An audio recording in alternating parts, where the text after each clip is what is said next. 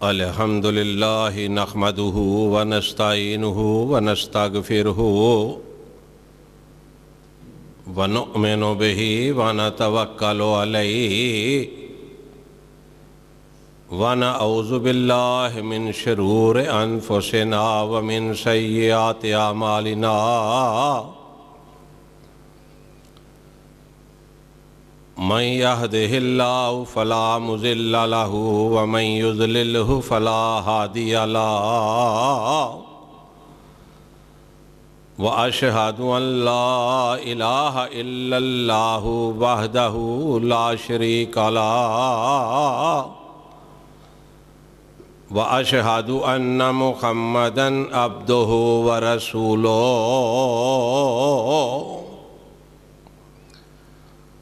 اما بعد فإن خير الحديث كتاب الله وخير الهدي هدي محمد صلى الله عليه وسلم وشر الأمور محدثاتها وكل محدثة بدعة وَكُلُّ بِدْعَةٍ ضَلَالَةٍ وَكُلُّ ضَلَالَةٍ فِي النَّارِ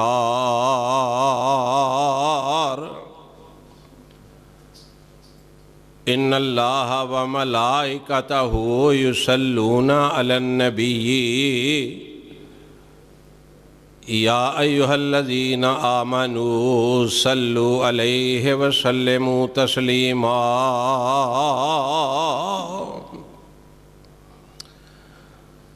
اللهم صل على محمد وعلى آل محمد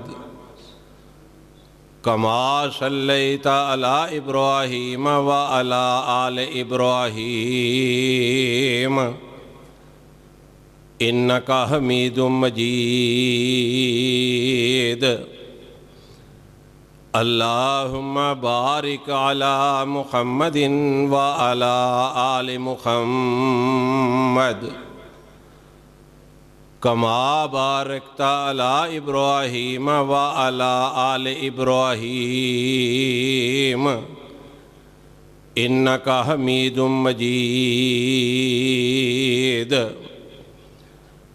رب اشرح لي صدري ويسر لي أمري واحلل عقدة من لساني يفقهوا قولي رب زدني علما رب زدني علما رب زدني علما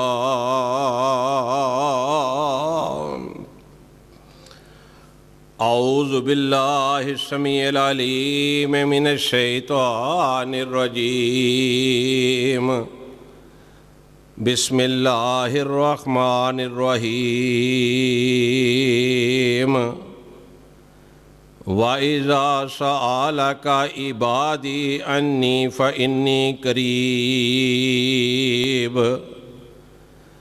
اجیب دعوت الداع اذا دعان فلیستجیبوا لی ولیؤمنوا بی لعلہم یرشدون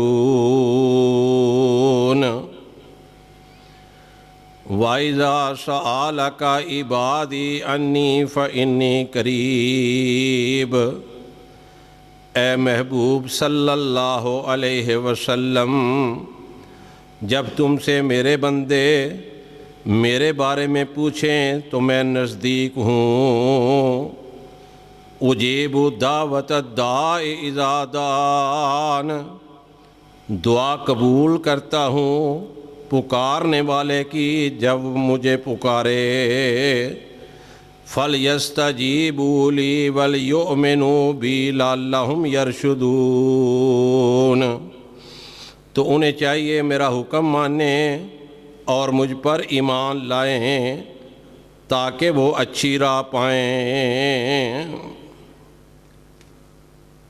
صادق اللہ مولانا العظیم۔ حضرات محترم،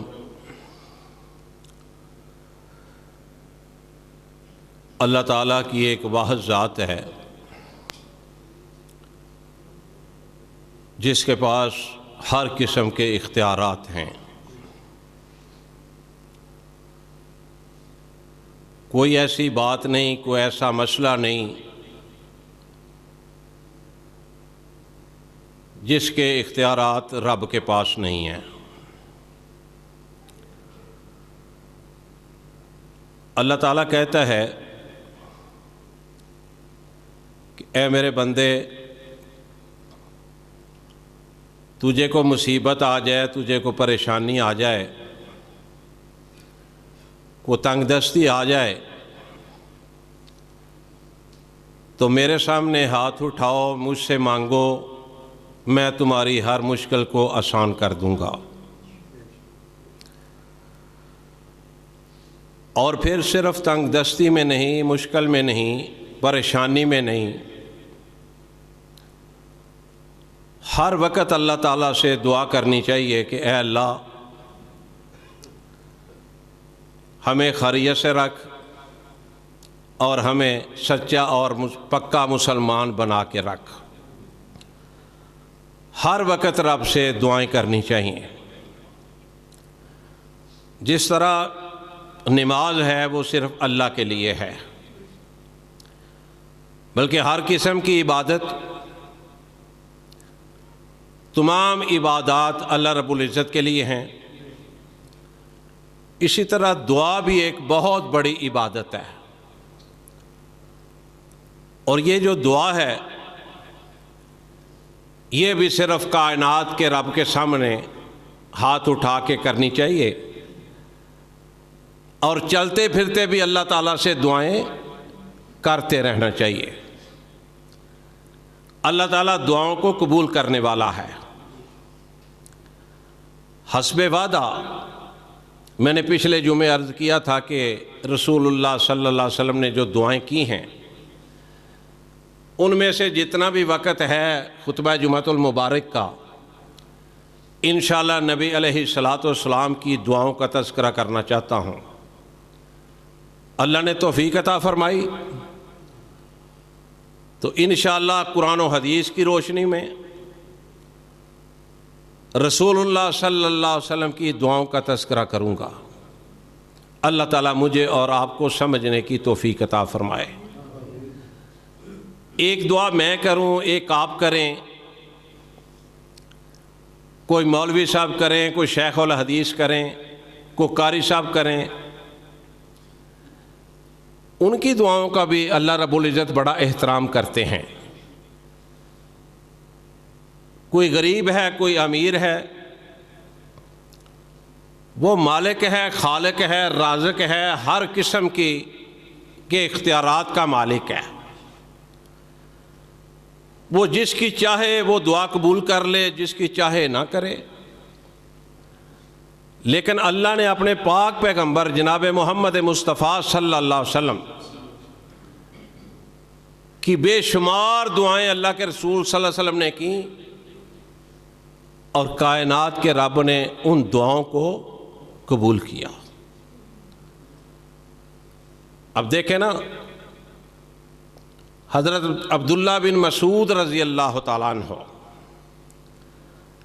یہ مفسر قرآن بھی ہیں، آقا علیہ الصلاۃ والسلام کے بڑے پیارے صحابی ہیں، نبی صلی اللہ علیہ وسلم کے بڑے لاڈلے صحابی ہیں. یہ بیان کرتے ہیں کہ اللہ کے رسول صلی اللہ علیہ وسلم بیت اللہ کے اندر نماز ادا کر رہے تھے. بیت اللہ کے اندر نماز ادا کر رہے تھے کہ ابو جہل اینڈ کمپنی بیٹھی ہوئی تھی. وہ دیکھ رہے تھے کہ محمد مصطفیٰ صلی اللہ علیہ وسلم نماز ادا کر رہے ہیں. بددیانت تھے، بدقسمت تھے. آپس میں پروگرام بنایا کہ بھائی بتاؤ کون ہے ایسا جو وہاں اونٹنی ذبح ہوئی ہے اس کی اجری لے کے آئے اور جب اللہ کے پاک پیغمبر صلی اللہ علیہ وسلم سجدے میں جائیں تو ان کی کمر پر رکھ دیں. استغفر اللہ، نعوذ باللہ. اندازہ فرمائے کتنے کتنے بدقسمت لوگ اس دنیا میں پیدا ہوئے ہیں، اور اس دنیا میں بڑے بڑی قسمت والے بھی لوگ پیدا ہوئے ہیں، جن کے تذکرے، جن کا ذکر قرآن حکیم نے بھی کئی مرتبہ کئی مقام پر کیا ہے. ایک بدبخت اٹھ کے اوجری لے کے آ گیا. آپ ذرا اندازہ فرمائیں کہ اونٹ کی اوجری ہو، گندگی سے بھرپور ہو. اور یارو آج کل تو کوئی عام، میں کہتا ہوں کو بے نمازی بھی شخص ہے نا، تو اس کے کمر پہ بھی کو رکھنے کے لیے کسی کا حوصلہ نہیں پڑتا. اور وہ تو کائنات کے امام، نبیوں کے سردار، امام الانبیاء جناب محمد مصطفیٰ صلی اللہ علیہ وسلم، ان کو ذرا شرم نہیں آئی، ذرا حیا نہیں آئی. بدقسمت تھے نا، بددیانت تھے. رسول اللہ صلی اللہ علیہ وسلم کا چہرہ مبارک دیکھ کے بھی ان لوگوں کو ہوش نہیں آئی. جبکہ کئی صحابی ایسے بھی ہیں کہ کائنات کے امام جناب محمد رسول اللہ صلی اللہ علیہ وسلم کا چہرہ مبارک دور سے دیکھا ہے تو پکار اٹھے کہ یہ جھوٹا نبی نہیں ہو سکتا، یہ اللہ کا سچا نبی ہے صلی اللہ علیہ وسلم. لیکن ان کی قسمت ماری. نبی صلی اللہ علیہ وسلم جب سجدے میں گئے تو یہ دو جو کندھے ہیں نا، ان کے درمیان اس بدبخت نے لا کے بھری ہوئی خون سے گندی اوجری رکھ دی. اندازہ فرمائیں کہ کس کس قدر بد قسمت بد نصیب لوگ پیدا ہوئے اور قیامت تک ہوتے رہیں گے. اچھے لوگ بھی پیدا ہوئے اور قیامت تک اچھے لوگ بھی آتے رہیں گے. یہ سلسلہ دونوں چلتا رہے گا قیامت تک. جب اوجری رکھی عبداللہ بن مسعود رضی اللہ تعالیٰ عنہ نا، یہ بالکل کمزور اور لاغر جسم کے تھے، پتلے، چھوٹا سا قد، کمزور تھے. فرماتے ہیں کہ جب میں نے اوجری دیکھی نا نبی علیہ الصلوۃ والسلام کی کمر مبارک پر، فرماتے ہیں میں انتہائی پریشان ہوا، میری آنکھوں سے آنسو نکل آئے. لیکن میں نے اپنے آپ کو اس قدر کمزور سمجھا کہ میں اس اوجری کو وہاں سے ہٹا نہیں سکتا تھا. فرماتے ہیں کاش میں یہ کام کر سکتا. جلدی سے گئے، نبی علیہ الصلوۃ والسلام کی بیٹی حضرت فاطمہ الزہرا رضی اللہ تعالی عنہا، جنت میں عورتوں کی سردار، ہماری اماں جان بھاگتی ہوئی آئیں. اندازہ کرو اس وقت بیٹی کا بھی کیا حال ہوگا.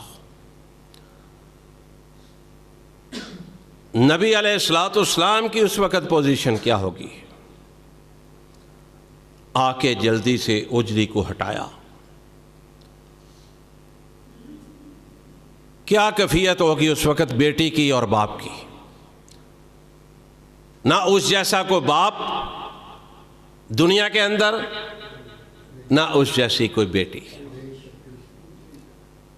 کس قدر ظلم اور زیادتی کی انتہا ہے کہ ایک ایسی شخصیت جس جیسی کائنات میں نہ آئی نہ آئے گی،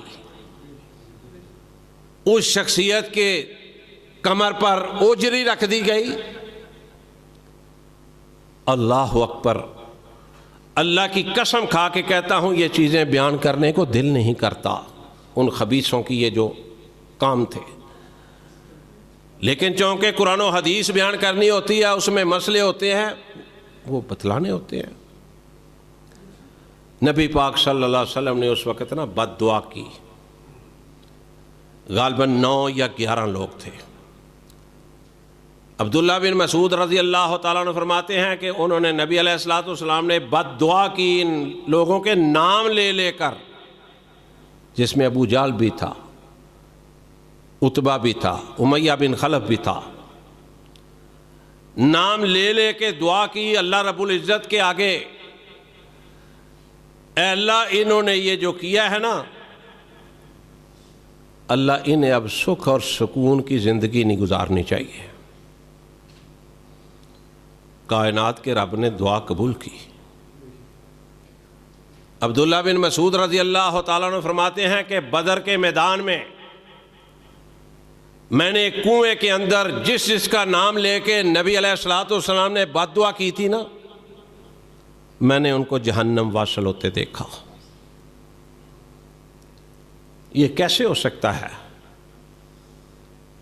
کہ اللہ سے بغاوت کرے اور کامیاب ہو جائے؟ کوئی نبی پاک صلی اللہ علیہ وسلم کی توہین کرے اور عزت پائے؟ یہ تو سوال ہی پیدا نہیں ہوتا. عزت اس نے پانی ہے جس نے اللہ کی عزت کرنی ہے، اللہ کا احترام کرنا ہے، اللہ کی بات ماننی ہے. اور عزت اس نے پانی ہے جس نے محمد مصطفیٰ صلی اللہ علیہ وسلم کی تابعداری اور اطاعت کرنی ہے سچے دل سے. ایک دفعہ نا نبی پاک صلی اللہ علیہ وسلم حضرت انس رضی اللہ تعالیٰ عنہ بیان فرماتے ہیں کہ آقا علیہ الصلوۃ والسلام جمعے کا خطبہ ارشاد فرما رہے تھے. یارو کبھی تصور میں لایا کرو کہ کائنات کے امام منبر پر بیٹھ کے خطبہ ارشاد فرماتے ہوں گے اور آگے صحابہ، ان کی کیفیت، ان کی حالت کیسی ہوتی ہوگی. کتنی محبت بڑی پیار بڑی وہ مجلس ہوگی. اور نبی علیہ الصلوۃ والسلام کے منبر پر بیٹھنے سے پہلے شاید ہی کوئی صحابی رسول ایسا ہو جو لیٹ آتا ہو یا بعد آیا ہو. اتفاق سے مسجد کھچا کھچ بھری ہوتی تھی. کیسا منظر ہوگا، کبھی غور تو کرو. اللہ کے رسول صلی اللہ علیہ وسلم خطبہ ارشاد فرما رہے تھے. ایک اعرابی آیا، خطبے کے دوران ہی اٹھ کے کھڑا ہو گیا. کہنے لگا یا رسول اللہ صلی اللہ علیہ وسلم، بارش نہیں ہو رہی، قحط سالی ہے، پرندے درندے انسان پریشان ہیں. آقا اپنے رب سے بارش کی دعا کر دیجئے. آقا نے بھی جب دعا کی نا علیہ الصلوۃ والسلام تو رب سے کی. رب کے علاوہ کسی سے نہ دعا کی، نہ کسی سے کچھ مانگا، نہ مطالبہ کیا کسی کے. آقا علیہ الصلوۃ والسلام کا فرمان ہے، حدیث پاک ہے کہ اگر آپ کو جوتے کا تسمہ بھی چاہیے نا، تسمہ بھی چاہیے، ایک معمولی چیز ہے نا بظاہر، تو سونے پاک پیغمبر صلی اللہ علیہ وسلم فرماتے ہیں کہ وہ بھی اپنے رب سے مانگو، اپنے رب سے مانگو، اپنے رب سے مانگو. دیکھو کیسی تربیت کی، کیسی تعلیم دی، کیسے پیغام دیے. انس رضی اللہ تعالیٰ عنہ فرماتے ہیں کہ اعرابی نے دعا کی درخواست کی، نبی علیہ الصلوۃ والسلام نے وہیں پر کھڑے ہو کے ہاتھ اٹھائے. انس فرماتے ہیں رضی اللہ تعالیٰ عنہ کہ ابھی نبی علیہ الصلوۃ والسلام نے اپنے ہاتھ نیچے نہیں کیے تھے کہ پہاڑوں کی طرح بادل چھا گیا. جس طرح کالے پہاڑ آپ دیکھتے ہیں نا جا کے پہاڑی علاقوں میں، پہاڑوں کی طرح کالے بادل چھا گیا اور بارش شروع ہو گئی. نبی علیہ الصلوۃ والسلام نے دعا کی تھی. ایک واقعہ میں نے پچھلے جمعے یا اس کے پچھلے جمعے بیان کیا تھا نا کہ ابو طالب نبی علیہ الصلوۃ والسلام چھوٹی عمر کے تھے، کندھوں پر بٹھا کے لے گئے، بارش نہیں ہو رہی تھی خانہ کعبہ کے اندر۔ لوگوں نے کہا محمد صلی اللہ علیہ وسلم سے دعا کروائیں، بارش نہیں ہو رہی۔ ابو طالب لے کے گیا، کندھوں پر بٹھا کر، کندھوں پر سواری کروا کے۔ آقا علیہ الصلوۃ والسلام کی عمر 8 سال 9 سال 6 سال 7 سال ہوگی۔ اس وقت بھی دعا کی، کائنات کے رب نے ابھی ہاتھ نیچے نہیں کیے تھے پیغمبر مصطفیٰ صلی اللہ علیہ وسلم نے، اللہ نے بادل اور بارش شروع کر دی۔ اب اس عرابی نے جب کہا، کائنات کے امام نے دعا کی، بادل آ گئے پہاڑوں کی طرح، بارش شروع ہو گئی، پورا ہفتہ بارش برستی رہی۔ میں آج ہی ایک حدیث کی کتاب میں پڑھا تھا، وہاں پہ جو نالہ تھا نا مدینے کے اندر وہ 1 مہینہ تک اس سے پانی نہیں ختم ہوا، اتنی بارش ہوئی۔ اگلے جمعے رسول اللہ صلی اللہ علیہ وسلم پھر خطبہ ارشاد فرمانے کے لیے تشریف لائیں۔ وہی رابی تھا یا کوئی اور کھڑا ہو گیا، اللہ کے رسول صلی اللہ علیہ وسلم، پانی پانی ہو گیا جگہ جگہ پہ، آقا بارش کی ضرورت نہیں۔ اپنے رب سے دعا فرما دیجئے کہ اب بارش کی ہمیں ضرورت نہیں، کہیں اور لے جائے۔ صحابی رسول صلی اللہ علیہ وسلم فرماتے ہیں، اللہ کے رسول صلی اللہ علیہ وسلم پھر ہاتھ اٹھائے، اے اللہ اب ہمیں بارش کی ضرورت نہیں، ان کو پہاڑوں کی طرف لے جا،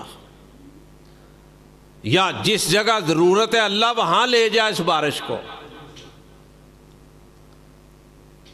حضرت انس رضی اللہ تعالیٰ عنہ بیان فرماتے ہیں، نبی علیہ الصلوۃ والسلام نے دعا کے لیے ابھی ہاتھ نیچے نہیں کیے تھے، جدھر جدھر نبی علیہ الصلوۃ والسلام انگلی کا اشارہ کر رہے تھے، بادل اس طرف جا رہے تھے، بارش بند ہو گئی۔ اور مدینے کے لوگوں نے کہا کہ اتنا سیراب ہوا، اتنا فائدہ ہوا اس بارش کا کہ قحط سالی کے اندر جو پریشانیاں تھیں، اللہ نے وہ پریشانیاں دور کر دی۔ یار دعا کون کر رہا تھا؟ امام الانبیاء، رسول معظم، نبی پاک، نبیوں کے سردار، محبوب خدا۔ اب جس نے پیر و مرشد اور پیر مان لیا ہے آقا علیہ الصلوۃ والسلام کو، بات توجہ سے سنیے گا، بڑے پتے کی بات کرنے لگا ہوں اور نکتے کی بات ہے کہ جو مسلمان کہتا ہے کہ میں نے نبی علیہ الصلوۃ والسلام کو اپنا پیر مان لیا ہے، پیر و مرشد مان لیا ہے، اور پھر اس نے اور پیر بنائے ہوئے ہیں اور پیر و مرشد بنائے ہوئے ہیں، اس نے نبی علیہ الصلوۃ والسلام کو پیر اور پیر و مرشد نہیں مانا۔ آؤ ہم سے پوچھو، ماشاءاللہ آپ بھی توحید پرست بیٹھے ہوئے ہیں، سمجھدار ہیں،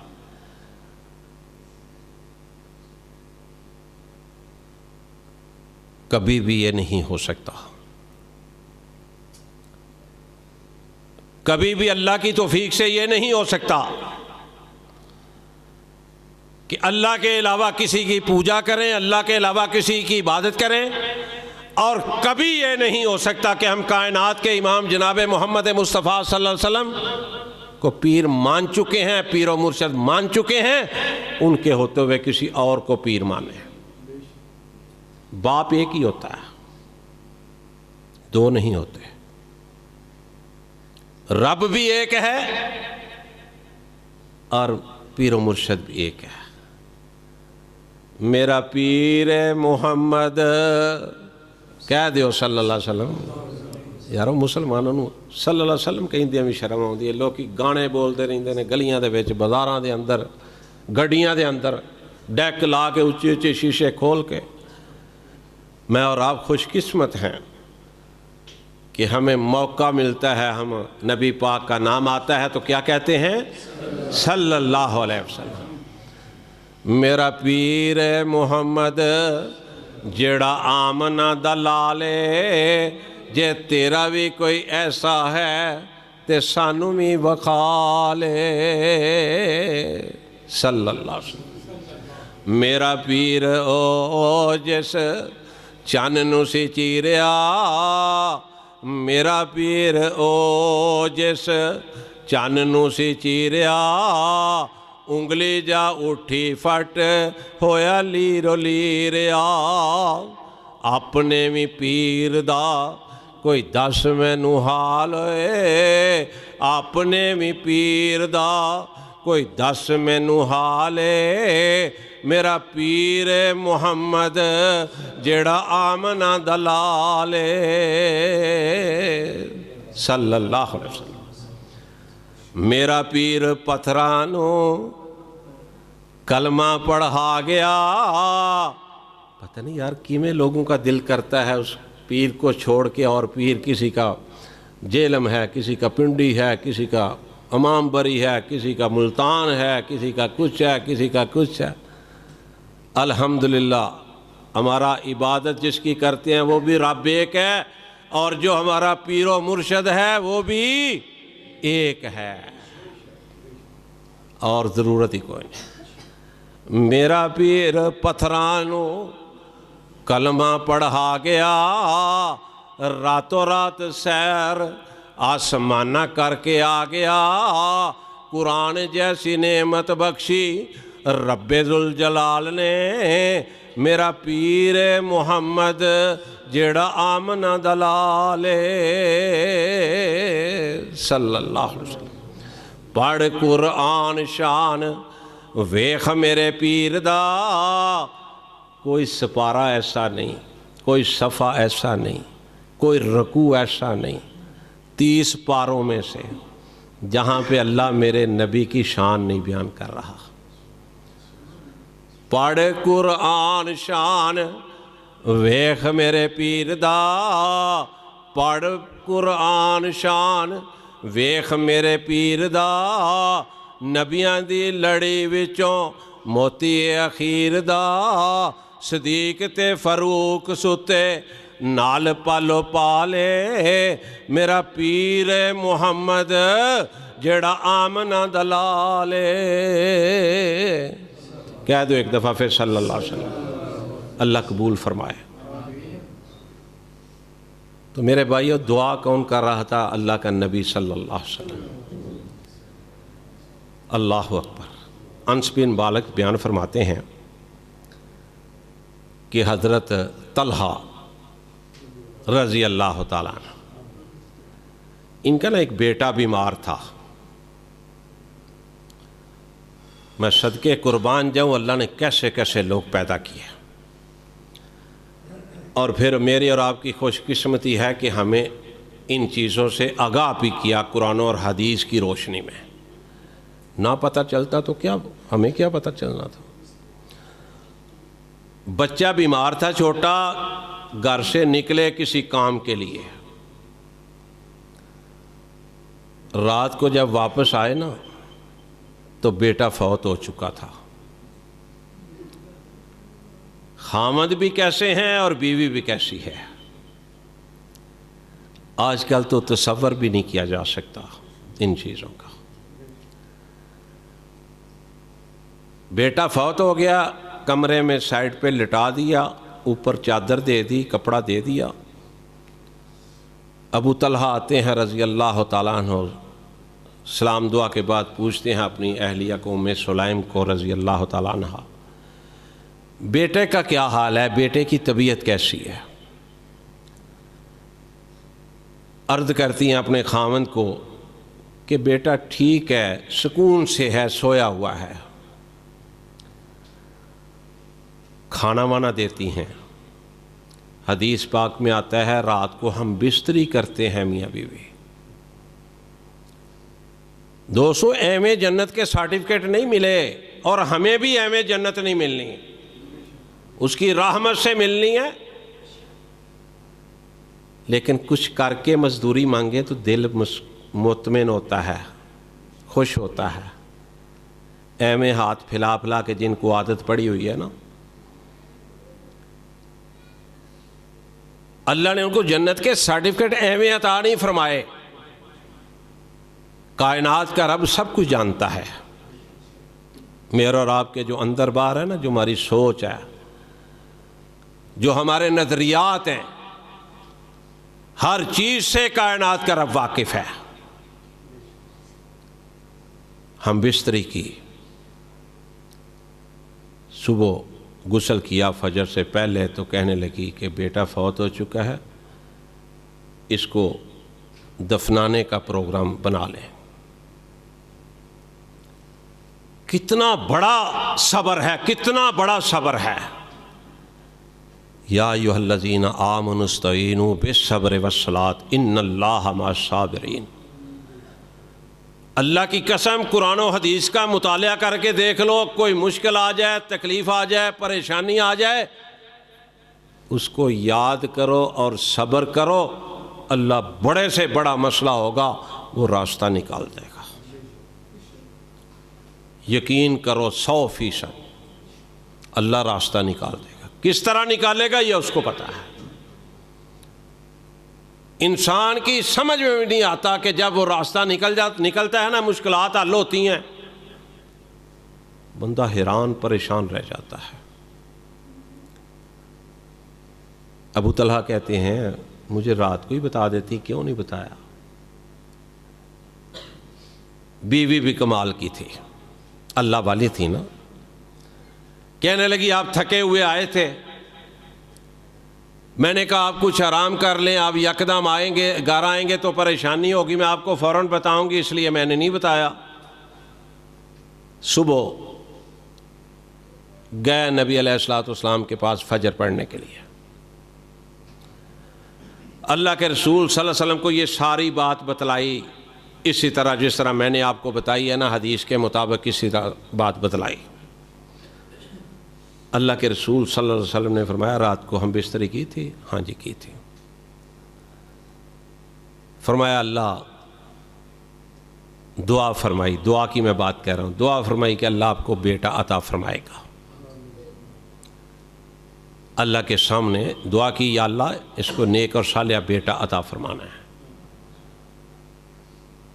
صحابی رسول لکھتے ہیں کہ اللہ کا کرنا ایسا ہوا، وقت گزرتا گیا، اللہ نے بیٹا عطا فرما دیا. بیٹا عطا فرمایا تو ام سلیم نے کہا نبی علیہ الصلوۃ والسلام کے پاس لے جاؤ. 7 کھجوریں بیچیں چھوٹی چھوٹی کر کے نا. نبی علیہ الصلوۃ والسلام کے پاس جب بچے کو لے کے گئے، آقا نے فرمایا کچھ اور بھی ساتھ ہے؟ ہاں جی کھجوریں ہیں. نبی علیہ الصلوۃ والسلام نے وہ کھجور چھوٹی چھوٹی کر کے نا اپنے منہ میں ڈالی، پہلے منہ مبارک میں، اور پھر اس بچے کے منہ میں ڈال دی. کیسا خوش قسمت بچہ. اور رسول اللہ صلی اللہ علیہ وسلم نے دعا کی، اللہ نے ان کو 9 بیٹے دیے، 9 یا 11. میں نے ایک جگہ 9 پڑھا تھا، ایک جگہ 11 پڑھے، اور 11 کی 11 تاریخ اسلام والوں نے لکھا ہے کہ حافظ قرآن بھی ہوئے اور عالم دین بھی ہوئے. دعا کی تھی نبی علیہ الصلوۃ والسلام نے. پھر ایک عورت آئی نبی علیہ الصلوۃ والسلام کے پاس. اس عورت کا بھی حوصلہ دیکھو.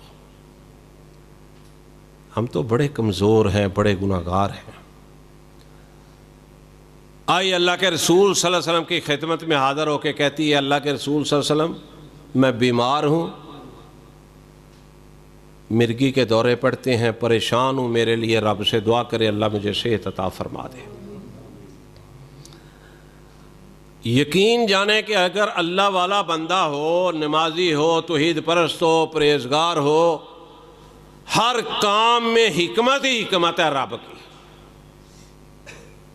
نبی علیہ الصلوۃ والسلام کے پاس آئی، اللہ کے رسول صلی اللہ علیہ وسلم فرمانے لگے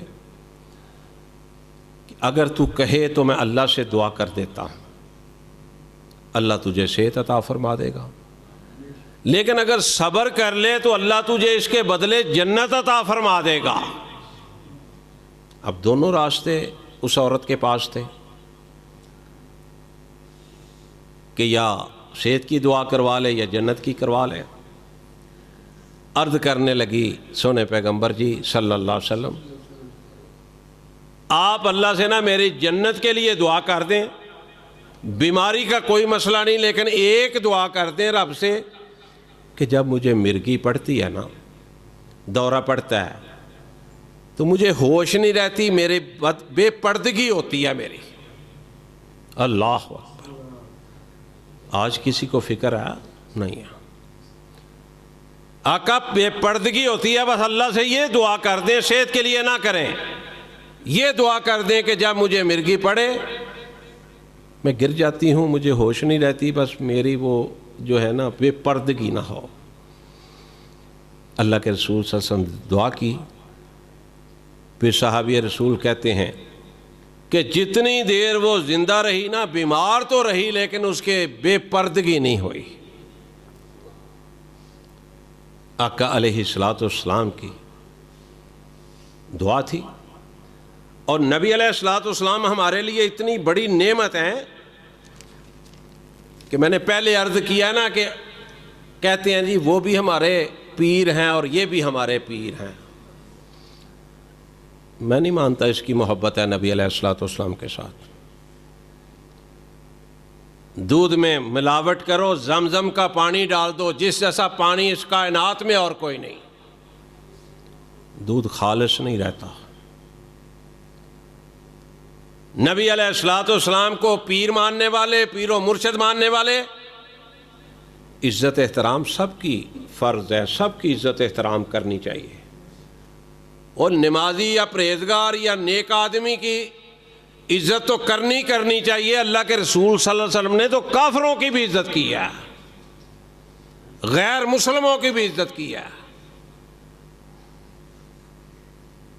عزت کرو، لیکن پیر ایک ہی ہے، ان کا نام ہے محمد مصطفیٰ صلی اللہ علیہ وسلم۔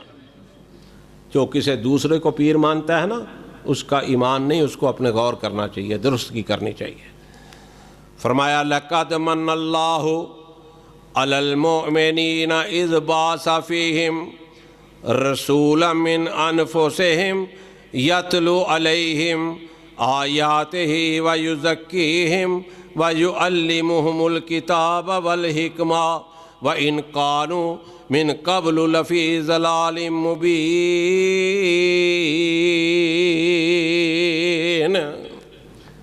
نبی علیہ الصلوۃ والسلام آئے، اللہ نے فرمایا کہ یہ انسانوں میں سے آئے، قل انما انا بشر مثلکم۔ کئی لوگوں کو جن کی اللہ ان کو سمجھ دے وہ کہتے ہیں جی نبی علیہ الصلوۃ والسلام کو بشر کہنا بھی نعوذ باللہ توہین ہے، تو پھر تو قرآن کی بھی توہین ہو گئی۔ قرآن کہتا ہے قل انما انا بشر مثلکم، لیکن ان جیسا کوئی اور نہ تھا، نہ کوئی ان جیسا ہے، نہ ان جیسا کوئی ہوگا۔ اتنی عظیم شخصیت اللہ نے پیدا فرمائی، کوئی تصور بھی نہیں کر سکتا۔ اتنی عظمتیں، اتنی شانیں، اتنے مقام کہ فرمایا قل ان کنتم تحبون اللہ فاتبعونی، تم کامیاب نہیں ہو سکتے جب تک میرے محمد کی پیروی نہ کرو صلی اللہ علیہ وسلم۔ سوال ہی پیدا نہیں ہوتا، کوئی راستہ ہی نہیں دوسرا بتایا، ایک ہی راستہ ہے، عبادت اس کی کرو اور پیروی، محبت، اطاعت، اتباع محمد مصطفیٰ صلی اللہ علیہ وسلم کی کرو۔ اور یہ نبی ایسے آئے تھے کہ کسی کو تکلیف ہوتی تھی تو پریشان ہوتے تھے، ان کی طبیعت پر گراں گزرتی تھی، وہ تو قرآن کی آیات سے، اللہ کے فرمان سے لوگوں کو تزکیہ کرتے تھے، لوگوں کا دن رات کوشش تھی کہ ہر بندہ جہنم سے بچ جائے، جنت میں چلا جائے۔ اور نبی علیہ الصلوۃ والسلام دیکھو نا، حدیث پاک میں آتا ہے ہر نبی کو نا اللہ تعالیٰ نے ایک اختیار خاص دعا کا دیا۔ نبی علیہ الصلوۃ والسلام کے علاوہ تمام انبیاء نے اپنے اپنے وقت کے اندر وہ دعائیں کر لیں، اللہ نے قبول بھی کر لیں۔ میرے اور آپ کے پیر و مرشد نے وہ دعا دنیا میں نہیں کی. فرمایا کہ وہ میں اللہ نے توفیق دی تو آخرت میں قیامت والے دن دعا کروں گا. اور اس دعا کا کیا فائدہ ہوگا؟ دیکھو نا کیسا پیر و مرشد ہے، کیسا رہبر اور رہنما ہے کہ قیامت والے دن کی بھی فکر ہے تو اپنی امت کی فکر ہے. ہمیں نہیں فکر ان کی، ان کو فکر ہے اپنی امت کی. فرمایا قیامت والے دن وہ جو دعا میں نے اللہ نے اختیار دیا تھا نا، خاص ایک دعا کا، وہ میں قیامت والے دن اللہ نے توفیق دی، اللہ نے اجازت دی تو میں قیامت والے دن رب کے دربار میں وہ دعا کروں گا. اور وہ دعا جو ہے نا وہ سن کے خوش ہو جاؤ، میں بھی اور آپ بھی، خوشی کا وہ ایک مقام ہے. فرمایا وہ میں دعا کروں گا شفاعت کے لیے، اپنی امت کے لیے، جنت میں جانے کے لیے. اور فرمایا ہر وہ میری امت کا انسان، وہ مرد ہے وہ عورت ہے، وہ شفاعت اس کے لیے فائدہ مند ہوگی اور اللہ اسے جنت کا ٹکٹ دے گا جس نے زندگی کے اندر شرک نہیں کیا ہوگا، جتنا مرضی گناہگار ہوگا.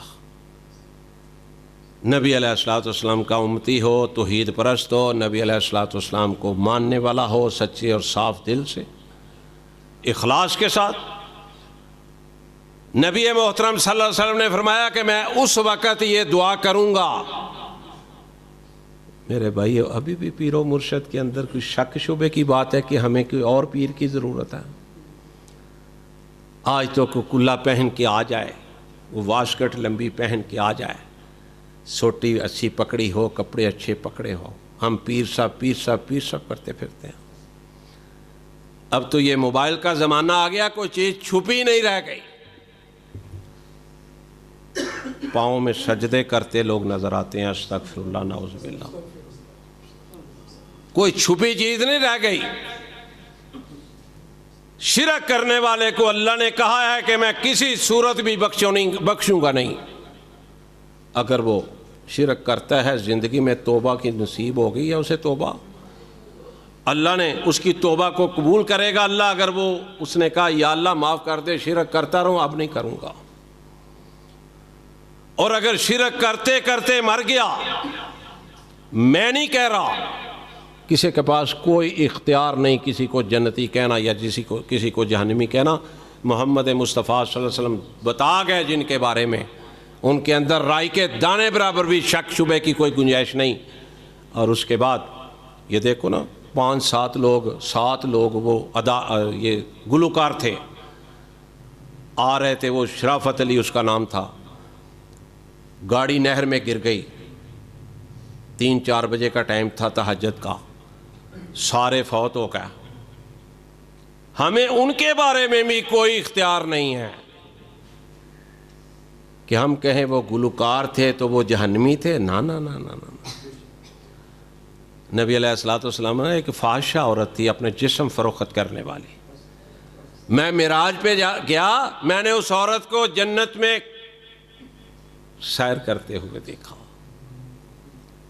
صحابہ عرض کرتے ہیں اللہ کے رسول آپ ہی فرما رہے ہیں کہ وہ جسم فروشی کرتی تھی، اور جناب آپ ہی فرما رہے ہیں کہ وہ جنت میں دیکھا. یہ متضاد چیزیں ہیں دونوں.